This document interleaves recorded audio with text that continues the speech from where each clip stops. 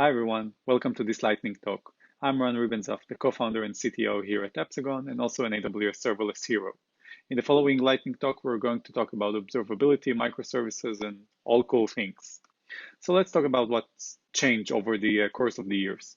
We started with, host-based monolithic applications, which used to be easy to understand, and then we broke them down into more distributed applications, which introduced microservices, and all of a sudden our applications becomes highly distributed, super complex to understand. The host is usually abstracted, things like manage message queues, manage compute like serverless functions and so on, manage web servers, third-party APIs.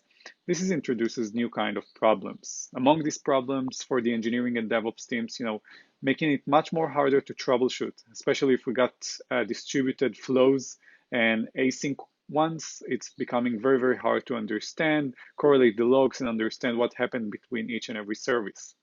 In addition, monitoring, understanding, is my application working properly? Or are there any bottlenecks in my system and how my system is even looks like?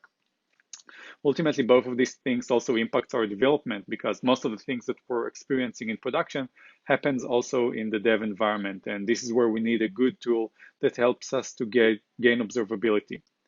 Observability, in other words, means metrics, logging, and traces. Metrics are pretty straightforward. These are the data set that helps us understand what's going on.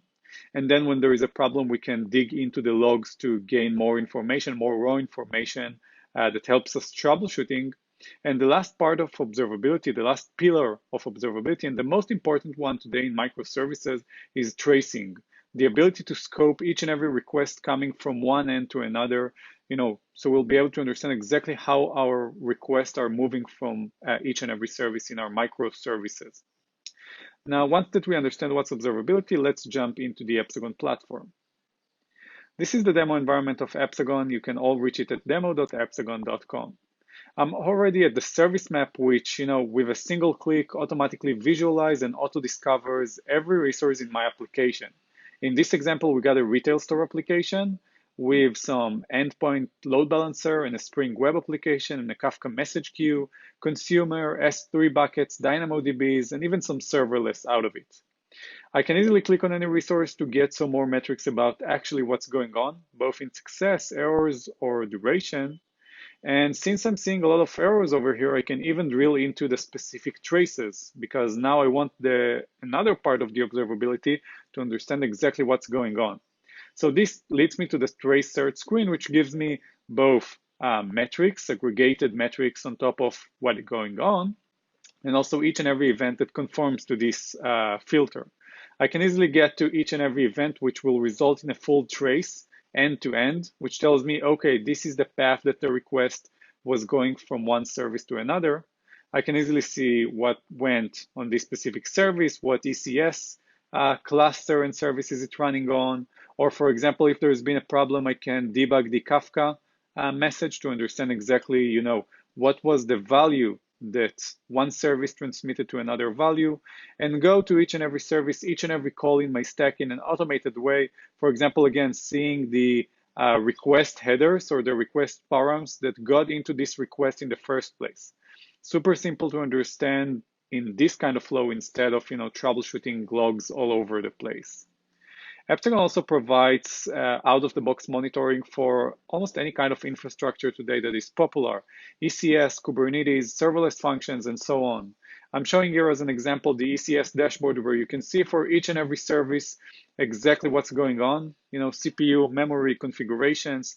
You can see instances, clusters, tasks, everything comes out of the box. So even if you're interested in logs of a certain task, you can easily expand over the desired task and then I either see the info or get the logs all the way to you.